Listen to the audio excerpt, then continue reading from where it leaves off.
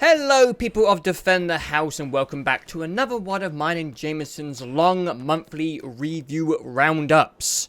Last time we did this was November, bit of a quiet month for December, but January has had a few releases. I think we said that we might not be doing a January video because we didn't really anticipate anything coming out, but a few games kind of snuck out, and actually Shadow of Colossus, which we will be talking about, obviously it's in the title, is kind of technically a February game. Technically February 6th, but yeah, whatever. We were lucky enough to get a copy sent to us from Sony. Thank you very much, Sony. So we played it in January, so we're sneaking it in to this month. We have the big release, Monster Hunter, and then a little indie title that kind of snuck out of nowhere called Celeste. Which, never mind. For some reason, I was about to give opinions on it. I was like, what am I doing? That's coming last. Yes. So we're going to do it in order that we played it this time. We're going to do Shadow, Monster Hunter, then Celeste. Usually we do it in release order, but my memory likes doing it this way. 2018, we do what we want now in 2018. No rules, no format. We just go for it. We're just winging it. Fucking renegades, mate. We're going to start with Shadow of the Colossus. The remaster, remake, reimagining. The third re-release of Shadow of the Colossus. Yes. Or second re-release. Third release. I think we should disclose that we don't have much past experience with the game at all. I think I played it back in the day around a friend's house. And I'm not even sure if I played it. I maybe on the PS2? Yes. Maybe just watched.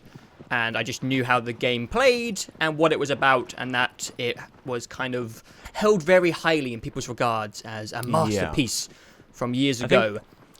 I think I have. I played like the first. I didn't even get to the first Colossus. I played like up until you're riding the horse, across the empty field of the PS3 version, and I was like, oh, these controls are crazy.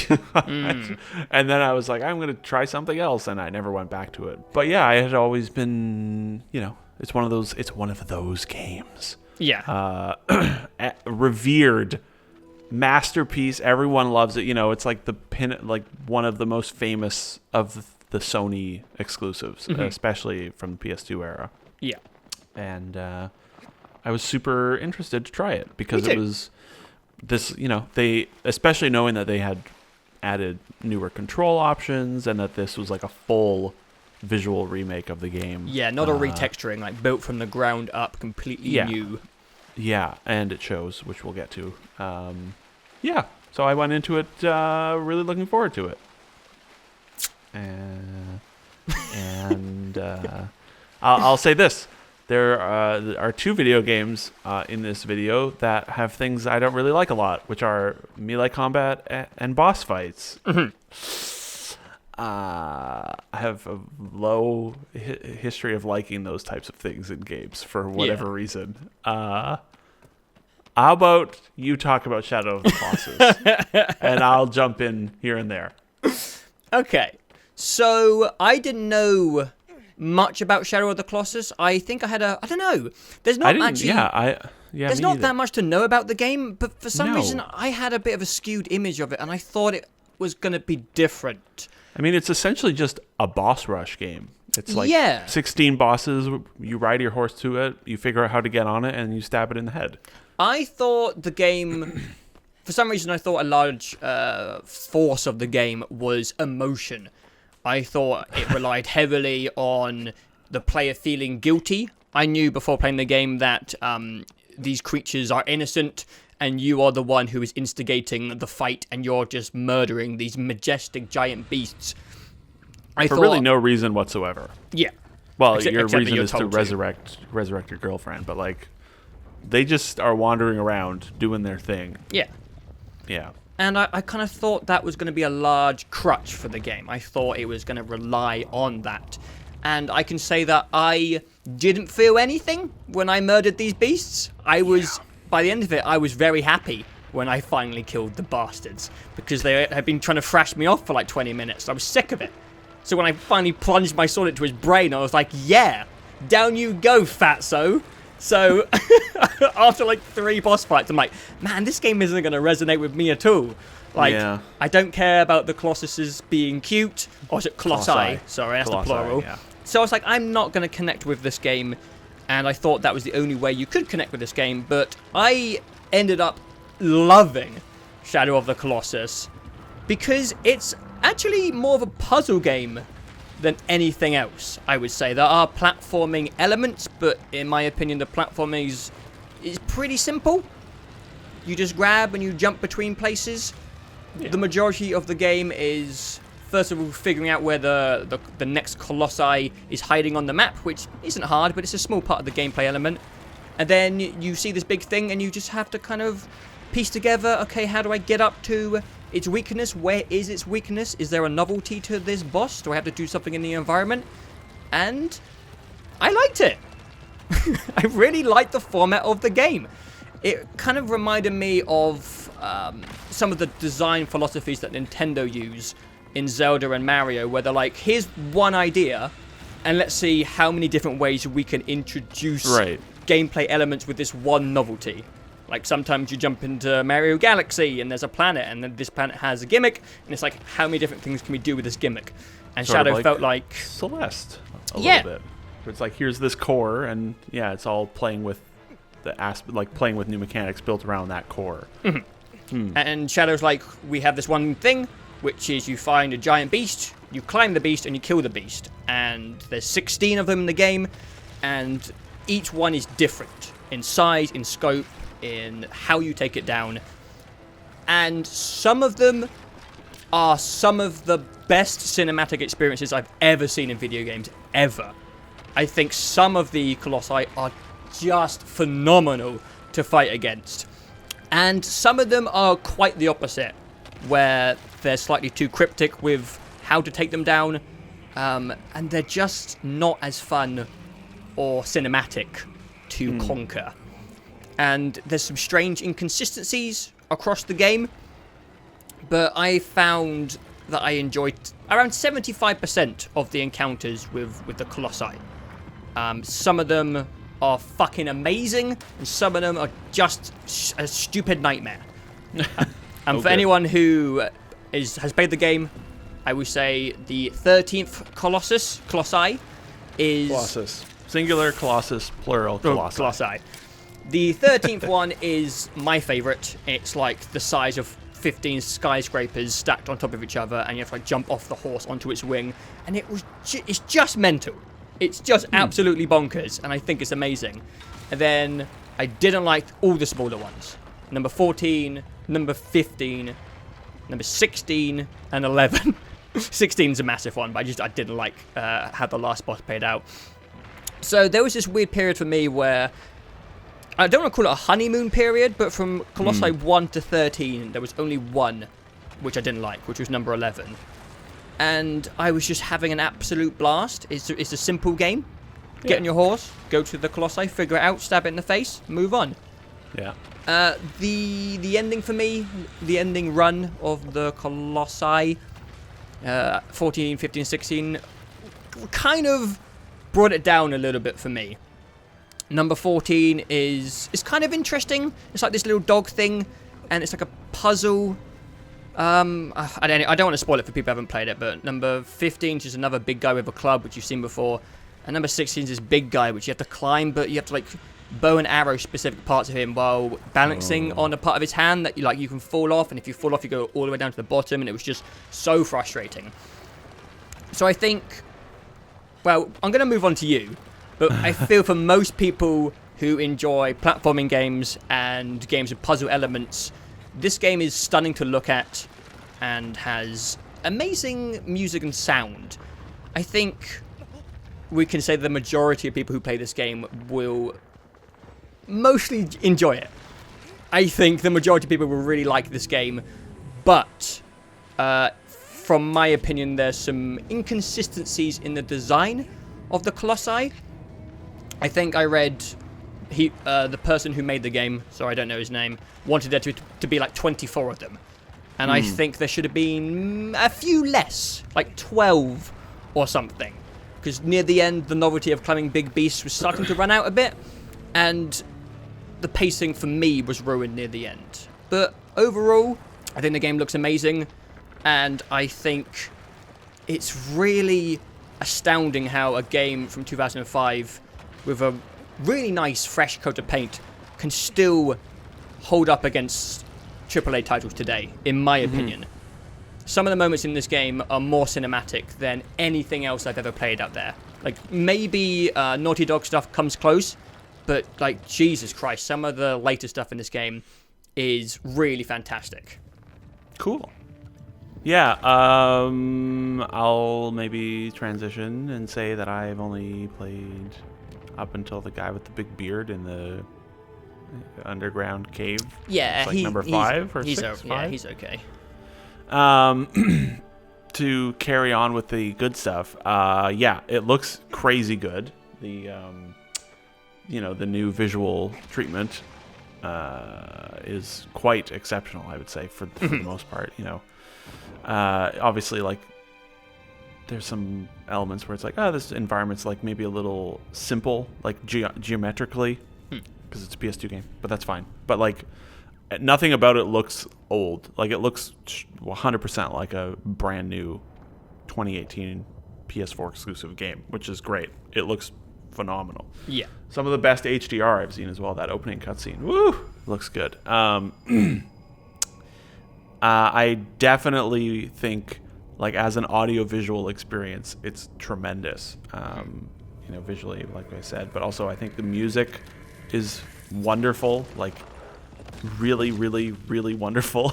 They managed to blend the sort of feel, or the music makes that game, I think. It sort of merges all the elements, the visual elements together and the atmosphere together to get that sort of sense of, I don't know, it's kind of a weird dreary and awe at the same time throughout that game.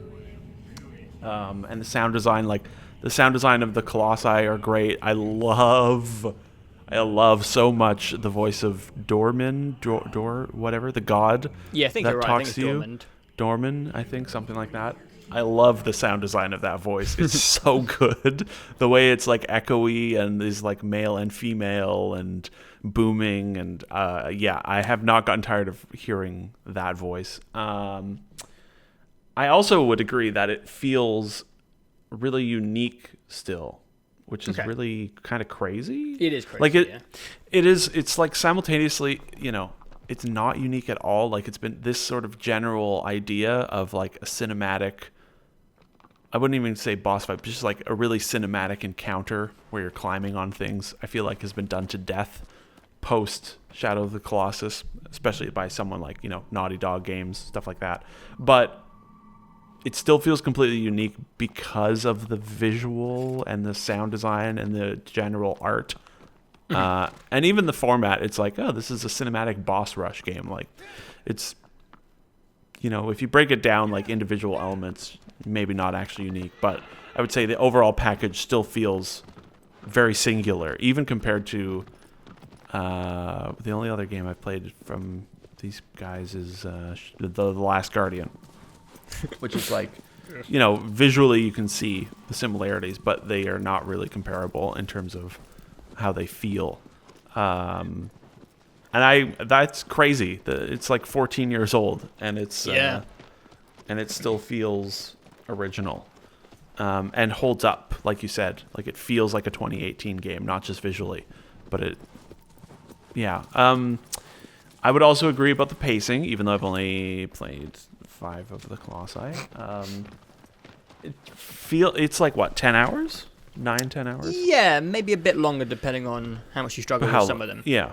I think a lot about it is really tremendous, and the positive aspects of it make me sad because I don't like playing it at all. And like, I wish I did, because I really like a lot about it. Yeah. And that makes me just generally sort of sad. I definitely agree with the first thing you said of like, I feel absolutely nothing when I'm fighting these things or killing them. Yeah, but we're a bit dead inside, I think. Well, I don't know. Like, I definitely have there's a great sense of awe, I think, and that's good, and that's a separate emotion.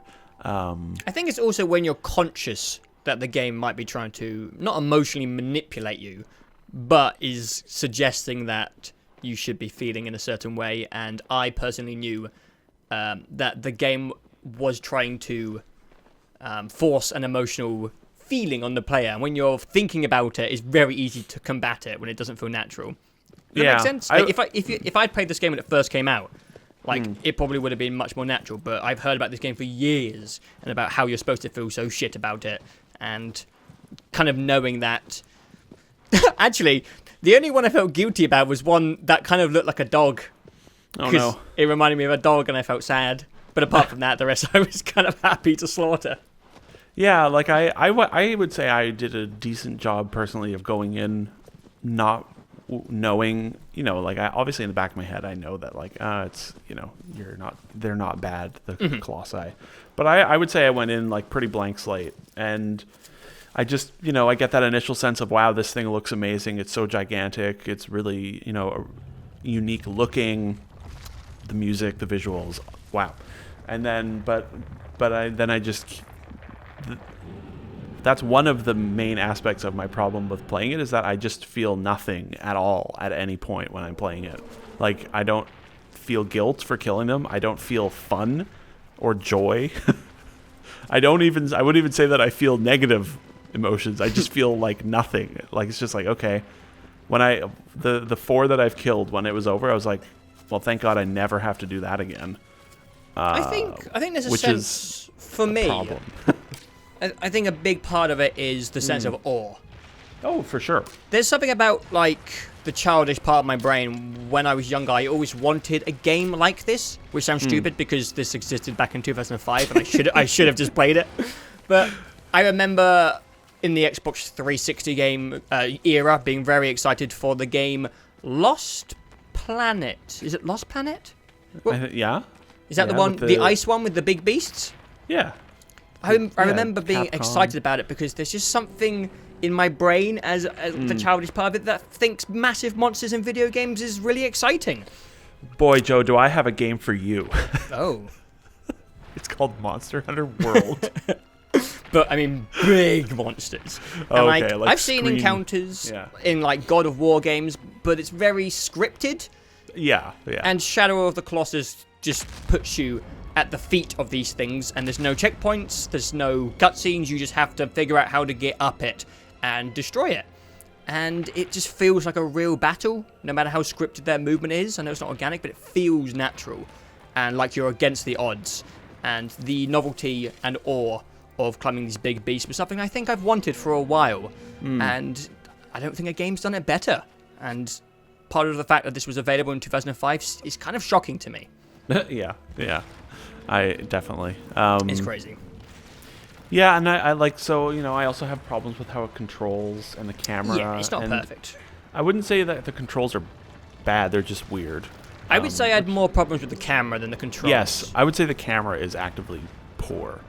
Yes. It's just sort of a weird, it's kind of a trait that you see a lot in a lot of Japanese developed games. They just think about their camera differently than they do, in a sort of a more Western game. Like, I think about the Dark Souls and Bloodborne, and it's like, oh, good, the camera, I just can't see the boss anymore because the camera is clipping through things, it's stuff like that. But in this game, the camera, it's like it's impossible for it to clip through anything to a fault. And it's like, I also dislike this across all games where they take camera control away from you or move the camera too much when you're trying to do something. Yeah, it's really like a hybrid between manual and automatic in this game. Yeah, and it's like pretty specific to me, and I just like it in everything, like even in Uncharted, where it's like, oh, we're pulling the camera back so you can see the big ship better. It's like, no, stop, I can do that myself, thank you. I never like it, and this game, it sort of always feels like it's doing that, where it's like, oh, you're riding a horse and now the camera's going to move, and it looks really cinematic, and that's great, but it's not as easy to control when it's doing that. And yeah, the actual controls, I just think, are just a little strange, but not actually that cumbersome. I initially thought they were. They've got that old school clunkiness to them, but it's not unmanageable, and that's not why I stopped playing it. Yeah, it didn't. The controls did not bother me at all, but I have to be conscious of the fact that I kind of have some muscle memory when it comes to older platformers, especially 3D platformers. I was using the modern control scheme, and it's mostly fine. Like that didn't really bother me. But it was just I just don't like the feel of the game at all, which is sort of a nebulous thing, the way a game feels. It's many different factors. I realized this the other day, and the best comparison I can make is the Metro games. Okay. Both Metro and Shadow of the Colossus, they're a little up their own ass in terms of immersion and, control. Like in Shadow, the way the horse controls, and it's like, oh, the horse can sort of do its own thing sometimes. And it's like, well, fuck you. I'm playing a video game. The horse should do exactly what I say all the time. Or, when you're playing like Metro, and it's like, oh, you have to burn the cobwebs out of the way. And it's like, or in Shadow, you're holding on to the beast and it's shaking you around and interrupting your animations, and you just are hanging there waiting for the chance to play the game. When people say they don't like Metro, I get it, and I'm like, okay, yeah, I can understand all these like sort of weird, immersion, like atmospheric gameplay element things that they do that are like a little clunky, but they do it for the sense of place in the game.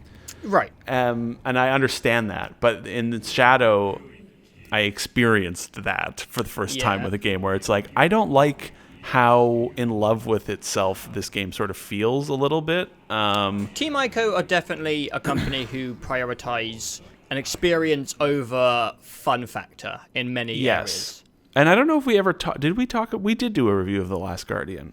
We definitely talked about it. I think we did. It's easy to check. I can't be bothered. I think you're right. I think we did. I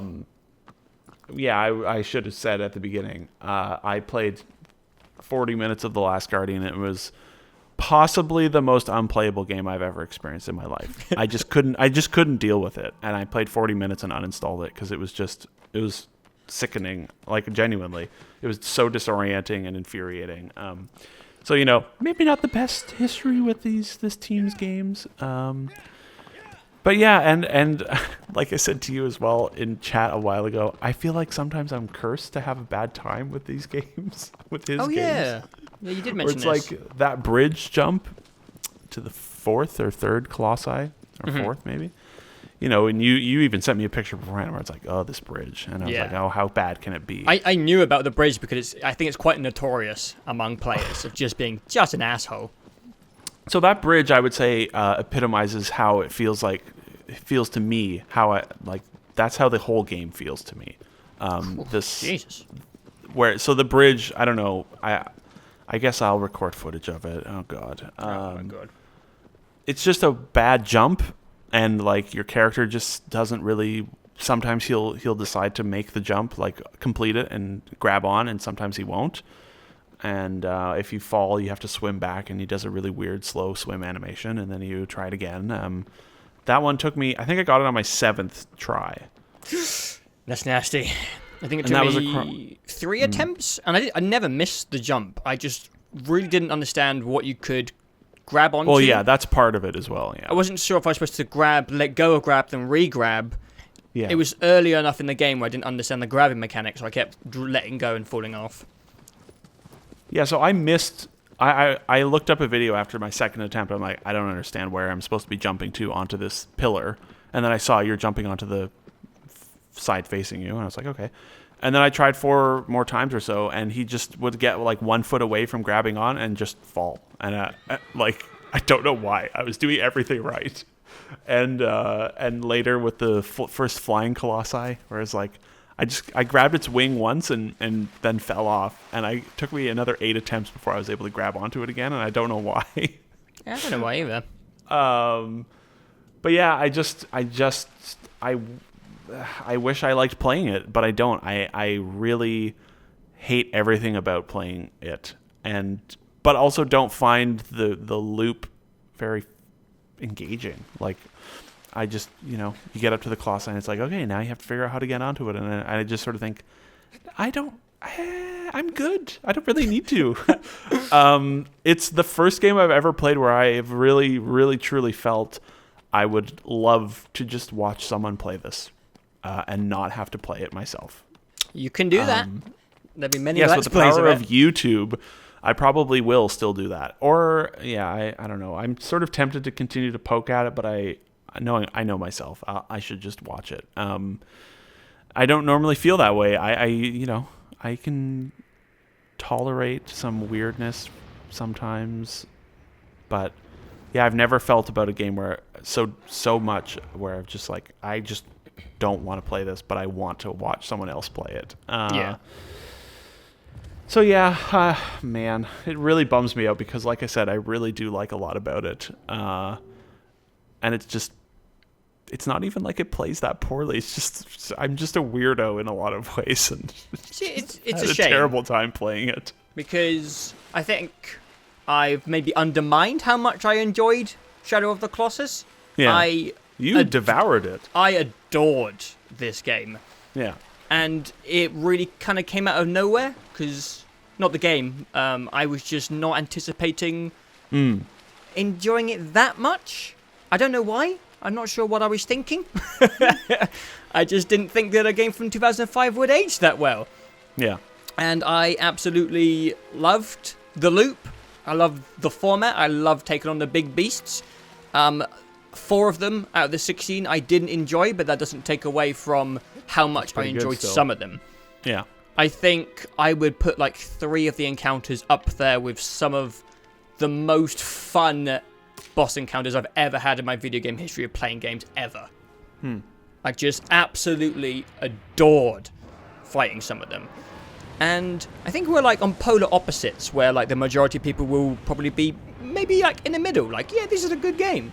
Not, I think some of these sequences were the best I've ever played, and not that they didn't like it. We're at very different ends of the spectrum for this review. maybe, yeah. But to evaluate it as a package overall, I think this game had the potential to be one of my favorite games of all time. And there's just a few things and a few fights which really messed up the pacing with that. But I can't forget some of the moments which I just thought were fucking amazing, and tapped into that part of my brain that remembers being a child playing video games that wanted something exactly like this. It's like nostalgia for something I never got. Right, yeah. And it's one of those things where I think everyone should try it. I can see people being on both sides of mine and yours arguments, but you might as well try, because if you land on my side, then you're having a good time. Yeah, and if you land on my side, then, well, rest in peace, I guess. And it's only $40 as well in the US, 50 in Canada. It definitely So helped. I didn't realize. I thought it was a full price game going in. Yeah. It's nice to see Sony not do, let's say, the Nintendo thing where it's like, here's this Dark Souls. It's $79 in Canada, and it's like Dark Souls is like a 6-year-old game, guys. Yeah, you know, Skyrim. Here's Skyrim. It's $89 or whatever the fuck it is in Canada. It was nice.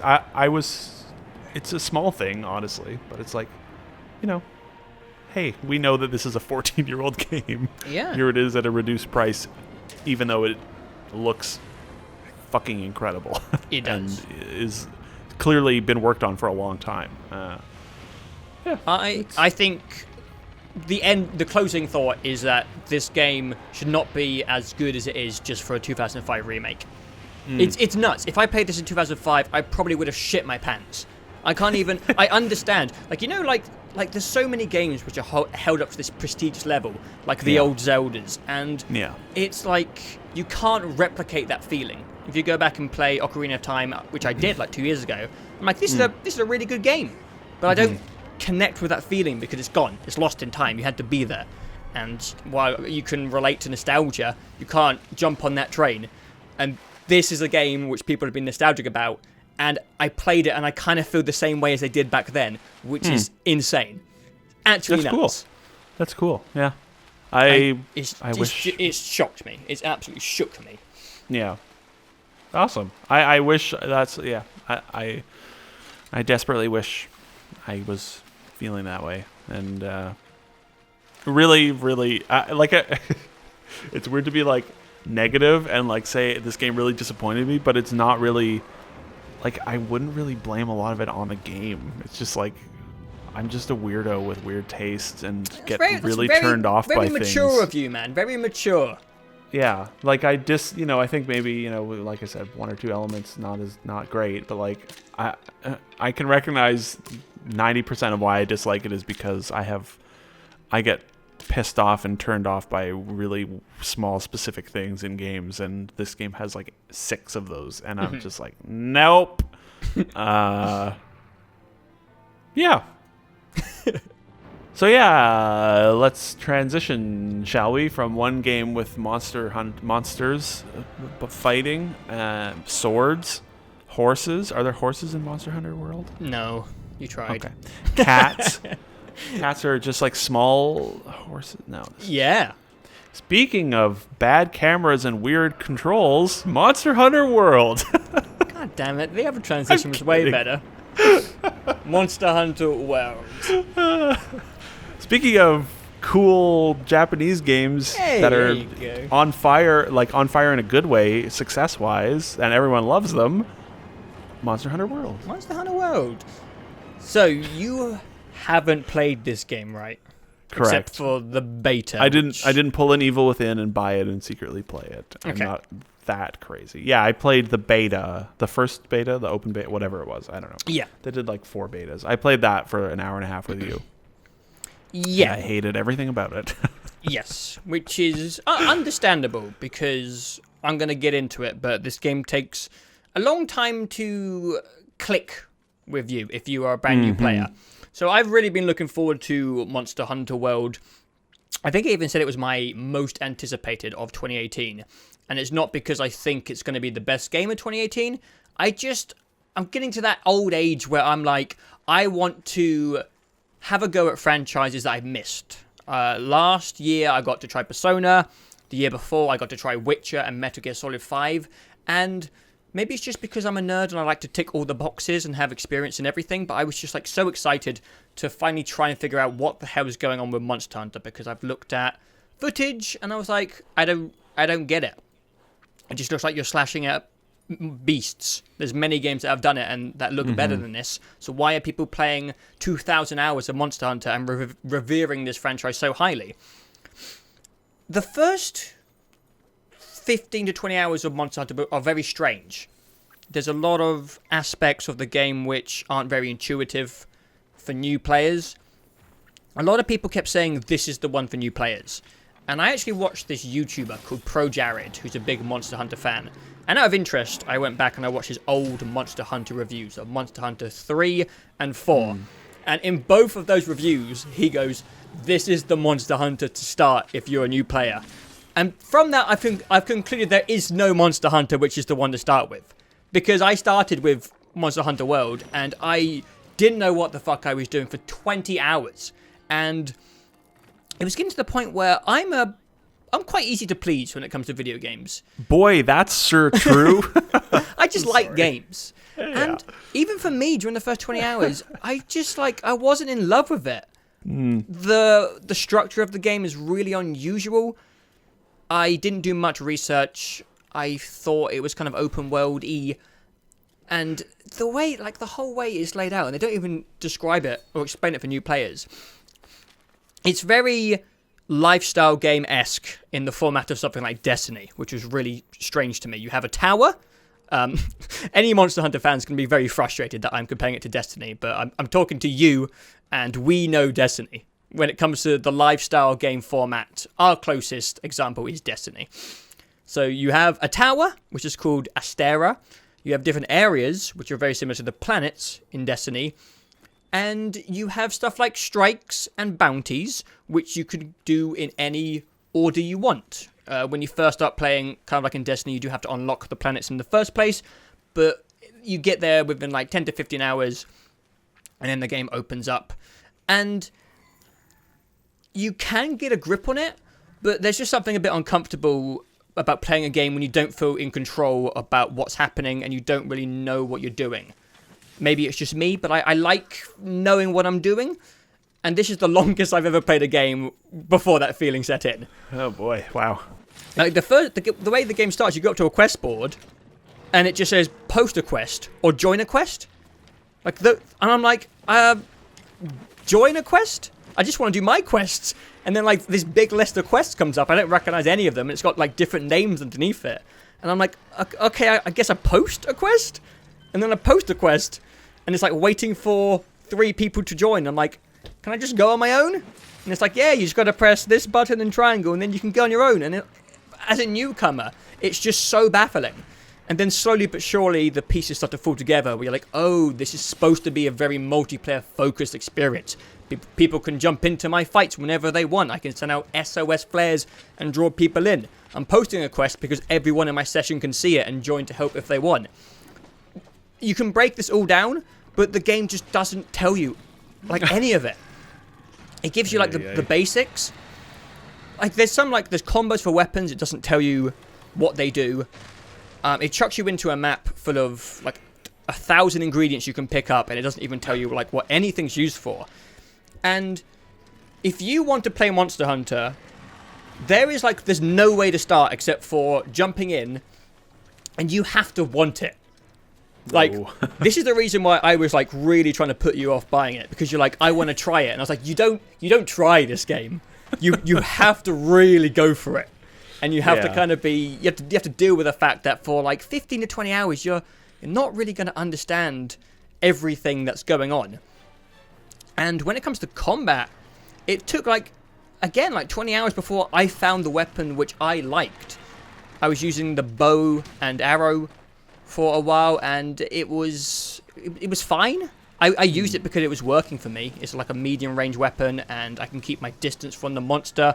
I can aim at their weak spot very easily over and over, and it kind of emulated a shooter game. So for a newcomer, I was like, this seems like a good place to start, but it wasn't that entertaining to just stand back and shoot a monster over and over and over again. But after determination and curiosity, and the fact that I paid money for the game and wanted to get bang for my buck, I did keep going. And something really strange happens after a while, where everything clicks really quickly. It takes a long time to get there, but it's like a snowball effect where I don't. It's like this psychological phenomenon which I don't know how to describe except for the Monster Hunter click. It just eventually clicks, and when you get it and you start to understand the loop and the progression and what you have to do next, oh dude, I'm telling you, this game is lethal. Like, absolutely lethal. So this game may have the most addicting gameplay loop that anyone has ever come up with out of any game. I don't really know how to quantify it, but once you start to enjoy the weapon you're using, you start to actually look forward to playing the game and fighting the monsters. I haven't even talked about the monsters yet. The monsters are pretty cool. I think the design of the monsters is really neat. They have they're nicely animated. Some of them are massive in scale. The maps do a really good job of making it feel like an ecosystem. Monsters can collide and they can fight. And you can eat another monster whole. I saw that in the beta. Yeah. Where he like swallows a little, not so little monster up and just down his gullet, the poor guy. And except for some special main quest events, every single monster is there from the second you jump into the map at level 1. That's neat. Like, they're just there, and you can stumble across them, and there's these fun moments where you frantically run away, and the game makes it pretty easy to avoid monsters so that you're not just, like, you just bump into the T-Rex and you're just dead. You have, like, a fun occasion where you have to flee the scene, and then, like, the T-Rex starts fighting your thing, and it destroys the thing you're fighting. You're like, oh my god, I don't know how I'm ever going to fight that thing. But eventually, you find your weapon, and combat actually is pretty damn fun. It's slow, and is definitely not as tight as, say, From Software games or stuff in the Souls genre, which is what I have the most experience with when it comes to hand-to-hand combat. But I think that works out for the best because the fights can go on for 15 to 20 minutes. And I think if you were battling a Dark Souls boss for 20 minutes, it would make this game a little bit stressful and exhausting. And there's something quite casual about a lot of the fights in Monster Hunter. It's very manageable, I think. There's some real adversaries in the game, some elder dragons and some beasts you really want to avoid. But, like, most of the monsters that you fight after like fighting them twice, you really have a grip of their patterns and how they move, and it's comfy. It's a really strange thing. I thought this game was difficult because the fights were difficult, and I found myself just like putting on a podcast and just like farming up some ingredients I need for some armor and just finding it really relaxing, which is not how I thought Monster Hunter was gonna go. And I think that works really well. Because, like, it would be exhausting if these fights were, like, really strenuous and you were doing, like, 20 minutes and, like, you're just fighting monsters. Like, there's some little side quests where you're collecting ingredients, but the game is you fight monsters. The lethal thing about the game is it has such a good progression system. You don't get stronger via stats, so it's not an RPG. You can't level up your health. You just learn as a player how to make better health potions via just looking through the crafting list and figuring out what parts you need, and you get better weapons and armor. And that is the system which is so addicting, because they do it in such a sneaky way where you always need something from this monster. There's, except for the kind of the great Jagras, the giant yellow lizard from the first level, he really feels like the only monster you never have to really farm. Every single monster has its own use, and if you want to make a certain build, maybe towards fire damage, defense, you have to farm a specific monster. And the game provides so many tiny little things to make progress with that it's just so addicting. There's charms, which are little necklaces that boost your stats. There's decorations for your weapons. There's obviously armor. There's armor upgrades. There's different trees to take in every single weapon. You can obviously do this in like 13 different weapons. There's bounties. There's a little farm. So if you do a quest, some ingredients grow in your farm. There's a little safari, which you send out, which is triggered after every single quest, where these little cats go out and find ingredients for you, which can go towards leveling stuff up. There, if you capture a monster, it goes into the arena, and the arena is really fun. It's like it's an arena with loads of traps, and you can fight the monster without the hunting and the part where it flees and you have to chase it. There's so many reasons to keep playing. The format of this game is it's deadly. That's why it's deadly. The appealing parts to me are that part, which is like, I like, leveling up, quote unquote, in the power sense. I like loot, I like farming things. If it's in a game that, let's say I like playing. The other part that really is appealing is the personality. Like, I really like the look of it. Like the environment. I like the monster's looks, the armor, the weapons. I love how they're all these ridiculously gigantic, or the ones that I saw, they're all stupid huge swords. The cats and their little rafts is the most adorable thing, and when they cook and the food, and it just looks like it has such a good sense of fun to it. But one other thing I want to point out is, I think when you get to really end game stuff, it might start to trickle into this area. But right now, it's not like you're farming just to get stronger armor get stronger armor. They trickle out main story stuff at a nice pace. They hold it back. Like right now, there's a strange mystery in the game where all the monsters are getting stronger, and there's these strange little tribal cats appearing, and I'm searching for a specific monster's track, and you can only find these tracks within optional quests. So I'm doing optional quests, farming up better stuff, but in the same time, always progressing and working towards this overarching big long-term goal. And I don't know what that big monster's going to be when I get to it, but there's so many little encouragements to keep going. And that sounds very dangerous for me. It is, man. It is. But I knew I was smart. I was a smart boy, and I knew after playing the beta, and I was like, okay, this is some melee-ass melee combat. Yes. And these are some big-ass monster boss fights with no health bars, which I did not like. And it was a clusterfuck trying to play with you. And its weird like timed quests and Yeah, I don't know why that's in the game. I have only run out of time once, and the rest of the time you have so much time where I'm like, why is this even in the game? Right. There's 50 minutes per quest. Some special events. Oh god, this game has like daily and weekly rotating quests as well, which never ends. But the weekly things sometimes have 30 minutes, which are a little bit stressful. Sometimes you've killed 2 beasts in 30 minutes, but like the regular optional quests have 50 minutes to fight a monster. Good God. And you do it in like 15, 20 minutes. I don't know why it's a thing, but I think it's been in the franchise since the beginning, so they just keep it. And also you can go on expeditions which have no time limit and still fight and farm the monsters. So it's, I don't know. I don't really understand why it's in the game. Yeah, so it was those things plus just the general like I had, that general sense, which I'm glad to hear it is this case.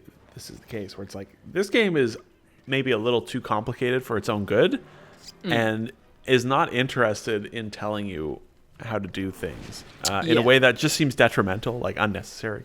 I think that the problem is that the format is exactly the same throughout the whole franchise. So once you understand one game, like if you play Monster Hunter 1, then you can jump into 2, 3, 4, and every other spin-off, and you don't need a tutorial. It's the exact same. Even the monsters, I think like 60% of the monsters are brought over. The weapons, the items, the format, it's all the same. So if you know how to play one game, you're done for the franchise. So I think they assume that most people have already played the game, and for newcomers, they try. It's a little funny to have heard this game, though, described as, like, hey, this is the big sort of, the big console release. It's a little more friendly. We want new people to start playing it. And for it to turn out to be just as fucking complicated as I can't comment on the previous games, but I think it's really difficult to find. It takes a long time to click. Let's just say that. As I said, you can't try this game. You've got to really go for it. And you've got to want it. Yeah, and that's why I was saying I got enough from the beta to know that this a lot of it even seems like something that I would like, but there's equal to or even more stuff in it that I just would be so annoyed with. And so that's why I just haven't touched it. I might pick it up on the PC when it's out on PC in August, and at least there I can play it for 2 hours, and if I really, really hate everything about it, I can refund it, and you have me and Ben to help with the weird clunky stuff that didn't make sense, because I had to just kind of figure out all on my own. Yeah, and so I might still try it, because I really do like a lot of things about it, just from especially from a personality point of view. But it'll also be a little sad because I'll have missed the zeitgeist, and you guys aren't going to play that game again on PC. Probably not. Yeah, but it's so it's one of those games that I deliberately skipped because I know what I like and what I don't like and what I'd be annoyed with, and I heard that oh, you have to watch the cutscenes to do this quest, and it's like, why? I was just about to bring this that game? Up. The playing with friends it's not like it was in the beta. It's actually pretty easy. You don't have to put in a 14-digit code. No. Okay, I have some complaints about the multiplayer stuff. So you're in a tower, a Destiny tower location where you've got all your upgrade things. You do all the chores there, and people join your live session. So they're in the instance, but they don't appear in Estera. They're just not there. You can't see them, except if you go up to one very specific place, which is its own little social room. And I don't understand if that was a design choice or if they just don't know how to do that. They don't know how to have 16 people walking around in the same place. But it just feels like such a weird oversight. To the point where I just think they tried and were it's too taxing on our server capabilities or something. Japan is weird about multiplayer stuff. They're in a lot of ways that they're sort of do their own thing in a lot of ways with their games. But the multiplayer stuff especially, I would just have flashbacks to the Bloodborne Chalice dungeons. Yeah. It's not that bad. Nothing's that bad. Okay, that's good. That's Jesus good. Christ. But you're in the same session, and you see these names pop up, bling, bling, bling, session joined. Could it just put you with randoms? But you don't see them. Which, imagine jumping into the tower in Destiny, and you're on your own, but there's 32 people in the session with you. Yeah, it's so-and-so found Darcy exotic it'd be popping up, but you don't so see them. Weird. That's and like weird. It would be so nice to see people walking around. You could see people's armor, see people crafting stuff, see people posting quests. Because when people post quests, it pops up, and it's just a really strange thing to not see them. But when you're in a session with people, they are the ones who see the quests. So you go up to the quest board, you can post quests, people can join, and so you have to invite your friend into your session. You can't see them, but they're in your session, and then you basically can interact with a quest board together, even though you can't see them. So you post a quest or you join their quest that way. And you can put passcodes on it if you want to just do it with 2 people, but there's not really any incentive to do that. You might as well let 2 randoms join and help if you want. So it's pretty easy to play with friends, except for some reason, you can't join someone's assigned contract, which is their word for main quest. Okay. Everything is just named strangely. You can't join their main quest stuff unless they've seen the cutscenes, which sounds like they start the mission, they watch a cutscene, and then you join. But no. Sometimes there's cutscenes halfway through a quest, and you can't join until they've watched the second cutscene. And it's like, fuck? I'm like, I need a reason. Like, surely cutscenes are stored locally, right? It's not like, oh, we don't want to stream the cutscene to the other player. Surely it's on the disc. So you just play the cutscene for each person. They can watch it at the same time. I need to know why they made this design decision, because it's so baffling to me. There has to be a reason, because it's bullshit. And I know, like, the campaign is kind of a smaller part of the game. Sure. Once you beat the campaign, you go into endgame, and give it 6 months, and every single player will be doing deep endgame stuff, and the campaign will be done for everyone. But I just need to know why. Why can't I watch cutscenes with people? It's so strange. Yeah, I don't get it. But apart from that, it's pretty manageable. You invite them into your session, you post something on the board, and then they join you. And that's it. The cutscene thing is so weird. I just don't get it. Weird. But there's really not that much to go into. It's a loop that goes on and on. Yeah. It's campaign's pretty simple. It's pretty fun. There's a massive dragon, and you clamber on the dragon. There's levels just based on its back because it's so massive, which is pretty fun. At the moment, I'm just tracking down a big dragon. Don't know what it's going to be, but I'm looking forward to some intense endgame boss fights. I don't know how long I'm going to keep going with the game. Definitely, obviously, going to finish the game. I don't think I'm too far away. Maybe like 10 hours or so from beating the campaign. And I'm going to check out endgame content, because the way they do the loop is the higher level you go, more variations of the same monster appears. Like sometimes there'd be like female versions on heat, and they're like really rampant, and they don't want you to go near them. And they do have some design changes. I've seen some variations, and they have behavior changes. So they have different attacks and stuff.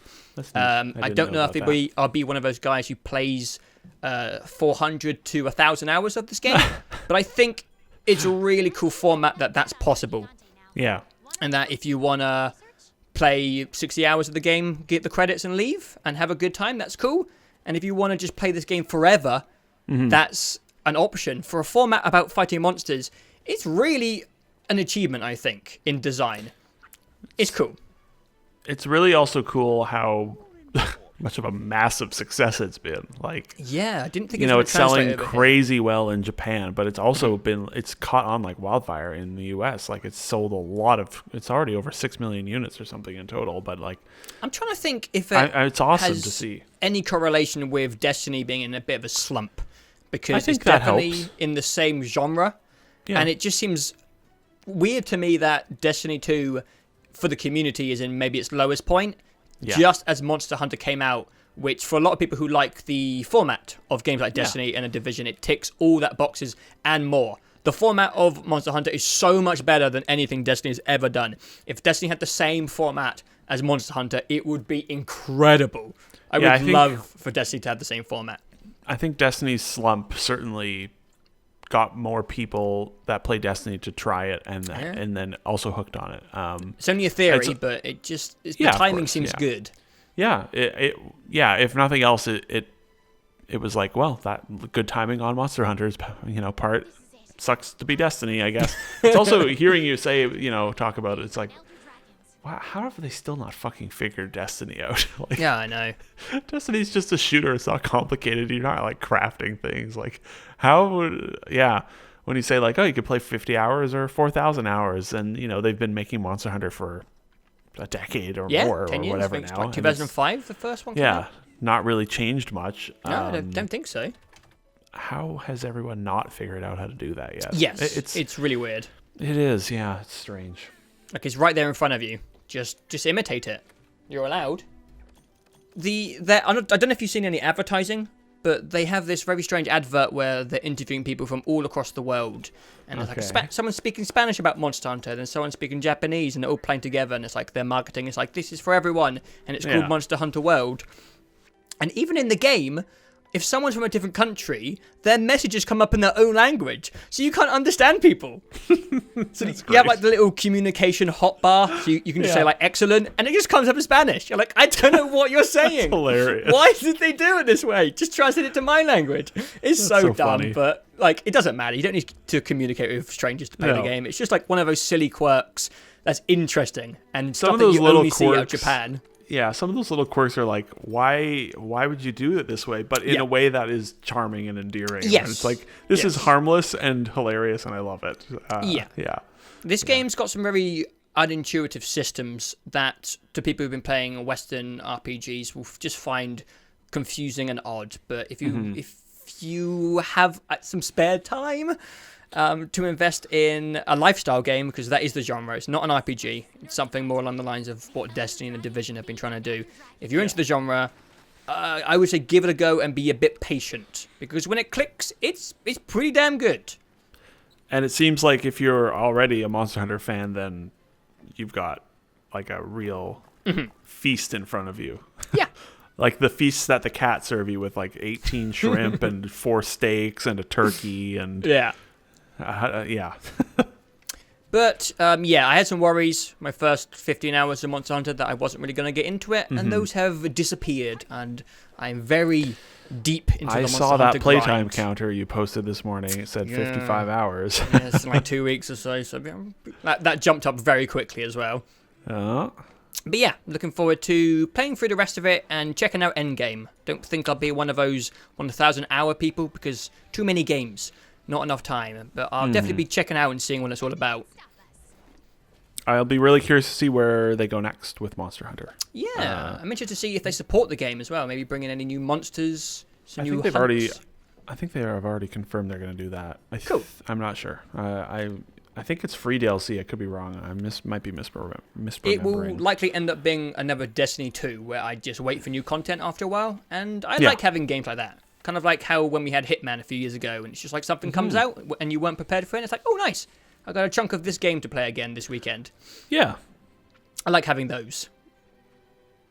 So yeah. I do too, yeah. Thumbs up to Monster Hunter. It's a good format and a really interesting franchise, and I'm glad it pushed through, and it sat well with me. Cool. Excellent. Well. I've been talking a lot, so I'm going to pass it over to you for the final game. All right, the final game on the list for today, Celeste. The best a man can get. You see what I mean about that, right? Yeah, you've done it. I can't get it out of my head. I think about that a lot. So this is a game. It's a platformer, 2D pixel platformer.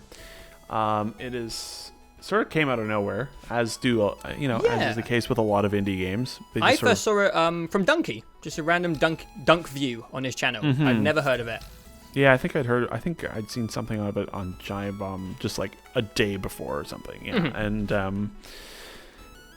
so it's from the fellow that made Towerfall Ascension. Yes. Did you ever play Towerfall? Yeah, I loved it. Okay. Yeah, me too. I played a lot of Towerfall Ascension. A lot of local co-op Towerfall Ascension. Because it was sort of primarily like a local co-op competitive game. But it did have sort of a campaign stuff. Yeah, I played the campaign. We played a lot of Towerfall. Towerfall is a friggin' excellent little game. It is so good. Tight as hell. Great fun to play with another person competitively or cooperatively. This is a pretty traditional 2D platformer, or at least structurally. Well, I would actually maybe not structurally, but it's you've got a jump, and when you're airborne or whenever you've got a jump, and then you've got a dash, and that's pretty. And you can climb on things, so you can wall climb. Sort of like, I'll bring that up later, actually. And essentially, the whole game is just built around chapters. There are technically 8. And each chapter, it's like, okay, here's, the usual, the core gameplay mechanic, and now this chapter has a new gimmick mechanic for it. And each chapter has a different mechanic, and, each chapter starts easy and gets harder and harder.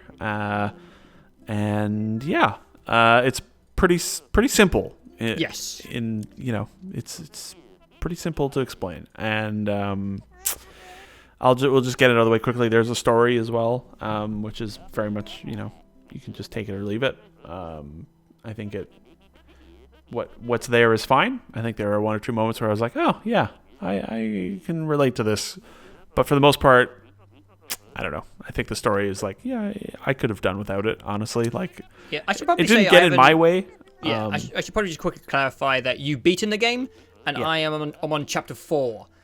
Okay. So I don't have any finalized opinions on the story stuff. So far, I don't really understand what's going on. It's a little bit abstract, and It's a self-reflection game story. It doesn't honestly, like, if it wasn't there, I would feel no different about it. I'm not gonna skip the cutscenes. I'm gonna just see where it goes before I judge it. It's pretty predictable. But yeah, there were 1 or 2 moments where I was like, oh yeah, But that's not the appeal. The appeal is the platforming. And I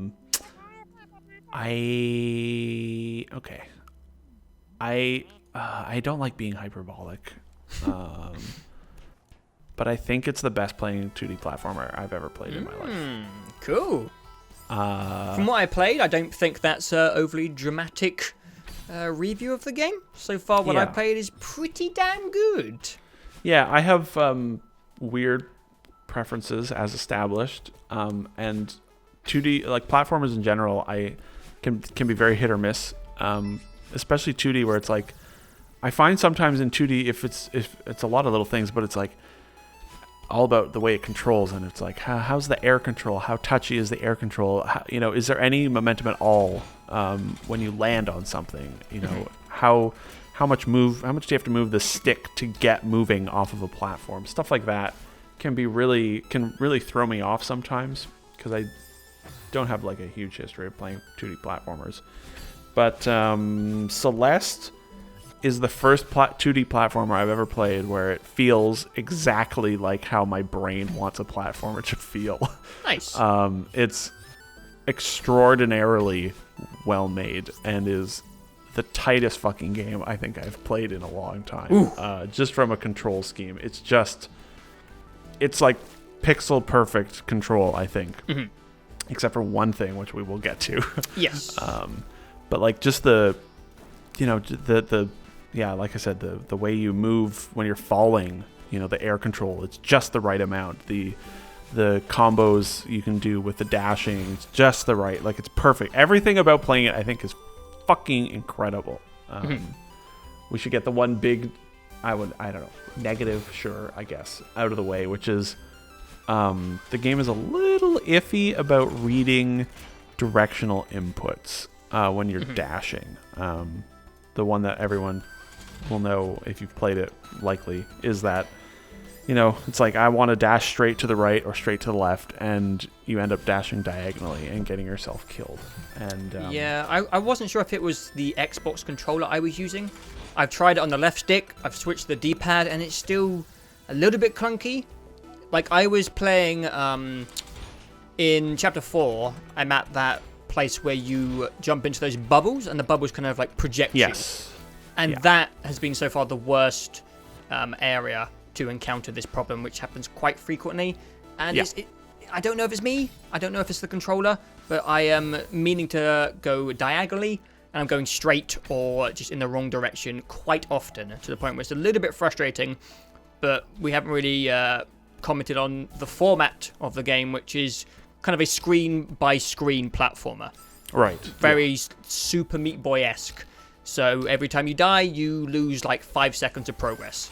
So it's very forgivable compared to other formats of platformers. Yeah, if the respawn was like even a few frames longer, I think it would. I think that the joystick. Well, I've been using stick and not the D-pad because that sounds insane. I was just trying it and it just hasn't. Yeah, well, I'm playing on the Switch as well, and the Switch's D-pad is not very good. But yeah, if the respawn was just a few frames longer, it would be infuriating. And it still is very frustrating when you're like, okay, I'm at the end of this screen, I've got like one more thing to do, and it's like I'm holding to the right and I dash and she goes on a diagonal, and it's like, well, I really thought I was holding to the right there. I've gotten better at sort of exaggerating it. Like I sort of feel like I'm holding down slightly more, like, down to the right. Instead of just to like sort of exaggerate it. And yeah, it's a problem, but it's like so minor, honestly, or it's one of those things that like in theory should just infuriate me and make me not want to play the game, but it hasn't really gotten in my way. It's just like, yeah, it happens, it doesn't hinder my enjoyment though. And I think it's just so quick to get back to where you were. Exactly. Yeah. And like the longest screens, it's like sometimes they'll sort of put two screens into one. Yeah. And it's like, okay, this is like 10 seconds to get through this instead of 5. So, and you fail near the end of that. It's like, okay, whatever. I have to do that 10 seconds over again. That's fine. The only other negative I would say is that I really did not like the hotel chapter 3. Mm-hmm. I just had no fun with it. I don't like the novelty was just like, don't touch the red stuff. Yeah, and they're like always moving. I didn't really enjoy that one. Yeah, I can see that. Which is fine. Like, I didn't hate it. I enjoyed parts of it, but as a whole, I was just kind of like, thank God that chapter's done. It felt like a long one as well. It did, yeah. I would agree with that. So what I was about to say earlier, then cut myself off, is that this game I was playing, I just sort of randomly realized it reminds me a lot of Titanfall 2 in that it's like, okay, here's the core, you can also mechanically, in Titanfall, you can do your jump and then you have one more jump after that. It's just a basic double jump, but here's the core, and then like each level there's like a gimmick, right? Okay, like, yeah. Here's the time travel one, here's the weird gun you have, here's the there's a gimmick to each level, and that's what Celeste is. Every level has a different mechanic, and the first one, it's like sort of momentum platforms that you grab onto and they launch you, and the second one has these weird star field looking things that you go into. I love. Do they come back? 'Cause I love those. They do, yeah, sort of. Yeah. And yeah, so each chapter you start it, and it's like, okay, what's the gimmick on this one, and then you basically they find new ways to use that throughout the entire chapter. And I love that format. It seems like games are imitating it more. I think I mentioned back in Shadow of the Colossus that is something you see a lot in Nintendo's design. Yes, definitely. And I don't know, it's just a really nice sense of like discovery and how far can this developer push this one core mechanic and twist it in interesting ways. I love it. It's fun. I heard it compared to Mario Odyssey a little bit, this game, where it's like there's just a lot of unique mechanics that are thrown off, used and then not brought back, more sort of. And I would definitely agree with that. And chapter 7, which is, let's say, the final main chapter, is basically like a cumulative final chapter where it's like they bring back every mechanic nice. Sort of in order. And it's a really excellent sort of final stretch, final hurrah. I died over 1,000 times. Nice. on chapter 7. The game is really good about tracking everything, and it tracks your deaths. I think I'm up over 4,000 now in total across the entire game, which is a lot. I can see that happening. I think I died 300 times in the last chapter. Yeah, that sounds about right. And I'm early in the game. Yeah, you'll break several thousand. Can you chapter wait? 7. So yeah, chapter 7. It was like I wish I wasn't in the middle of a level because I would check how long it was, but it was over 1,000 deaths, which is a crazy number. Chapter 8 is sort of like the bonus chapter that unlocks afterwards. I think actually might have my favorite mechanic. Ooh. I'm not sure. I think so. It was like a real. I won't spoil it because it's a really neat revelation as you're going through. You're like, okay, it's a sort of pairing of two different mechanics in a really neat way. And then there's like the main 8 chapters, and that's all fine and good. That's like 6-8 hours to get through that. But there are a lot of extra things packed into this game. There are collectibles, which are strawberries. Yeah, I haven't been very vigilant when it comes to getting those. Like, I always give them one attempt, then I'm like, oh, fuck this. And just I basically was like, okay, does this one seem doable? Okay, I can get this one, and I get this one. And it's like, oh, maybe that was 6 attempts. I for the most part, though, skipped a lot of them on my first run through the campaign. So there's strawberries, and I don't know if they give you anything once you've gotten them all. I think it even says when you first get one, it's like, these are useless, but they're to impress your friends. I think that's accurate. I'm not sure what happens if you get all of them. Maybe you get something. But once I finished the campaign, I went back and have been replaying each chapter, and getting all of them. There's also crystal hearts. Did you find any of those? Don't think so. Okay, those are like secret, hidden things. There's one on each level, and they're really tucked away. And those, I think, you need to collect 4 of those to unlock Chapter 8, I think. Oh. There's also, did you find the Pico 8 thing in Chapter 3? Oh my god, no. Pico 8, I guess, is some sort of like weird... No, I did. Is that the computer with the low-res version of the game? Yeah, so apparently that is Celeste that he made like 2 years ago. Right, that's what I assumed. Yeah, and so that's like a simpler, less good version of the game, but it's completely unique, which I won't... Yeah, I ended up playing that for like 30 minutes. Oh, wow. I was like, what the hell am I doing? Yeah, it plays all right. Yeah. It's not as good as the main game. And then there's also B-sides. Did you find any of the B-sides? Yes, I don't know how to access them, though. I think I have 2 of them. So the B-sides are things you access from the chapter select menu. The little cassettes? Yeah, the little cassettes, and there's a B-side for every chapter. I think I have 1 or 2. So it's just a hidden cassette tape that you have to find in each level. And the B-sides are an entirely new version of each chapter. Oh. They're new in the sense that literally all of the level design is new. Wow. It's just like, here are, another dozen screens with the same mechanic for the chapter, and it's fuck off hard. Ooh. So I've been slowly doing all those as well. And then apparently I saw a tweet the other day that there are apparently C-sides. What? Which I don't know if that's true or not. Which if that's the case, that's crazy. That means that there are a lot of levels in this game. Yeah. There's also something quite brilliant, which is assist mode, which is something you enable from the main menu, and then it just turns it on permanently for your playthrough, which I would highly recommend if you're someone like me who can sometimes get impatient with a game, or I also like to just play things my way sometimes. Yeah. So assist mode just unlocks new options in the gameplay menu, basically, and it lets you do things like you can adjust the game speed down all the way to 50%. You can adjust the number of dashes you have, and you can also make yourself invincible. So for the end of Chapter 3 with the hotel, there's that horrible boss chase where the hotel guy is chasing you at the very end. I tried that for like 5 minutes and was like, this fucking sucks and I hate this. And so I just went into assist mode and I turned on invincibility and I ran through it in 30 seconds. And, it's a small thing and it's something that not a lot of games have.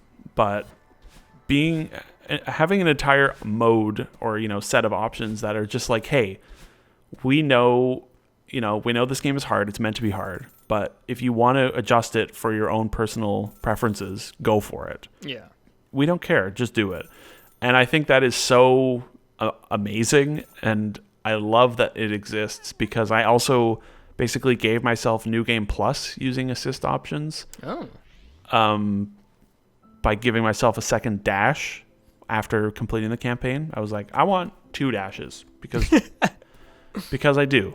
Also because it sort of makes it, I got the idea in my head that that's what you would get for beating the campaign. And, you know, doing the B-sides for the first few chapters, I was like, there's no way I would ever have completed these with just one dash. And it's like, you know, I don't want something to be the hardest game I've ever played, but I like how challenging it is with the options I've set, which is just giving myself a second dash. Yeah. And it's made playing it a second time feel very different, because it's like, oh, some of these are way easy, like these strawberries. Wow, that was easy. It's because I have 2 dashes. It's not meant to be played this way.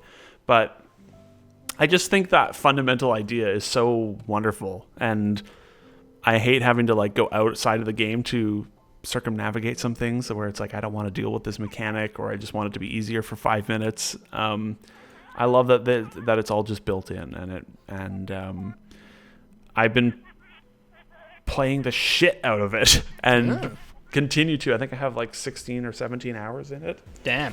And still have like another 40 or 50 strawberries to get, and like I think I've only beat 3 or 4 of the B-sides, and there's going for 100%. I think so. Like I said at the beginning, I've never played a platformer that I like. This is the best playing platformer I've ever touched, so I want to consume all of it. And yeah, I really didn't expect that. I looked at it and was like, yeah, this, you know, looking at footage, I was like, this looks like a platformer. It looks neat, you know, the soundtrack sounds all right. The visuals is nice. It looks fine. I did not expect to start playing it and almost immediately be like, wow, this feels so goddamn good to play. Awesome. So yeah, it was sort of a nice surprise. I like using the Switch as well. It's a really good Switch game. And yeah, I can imagine.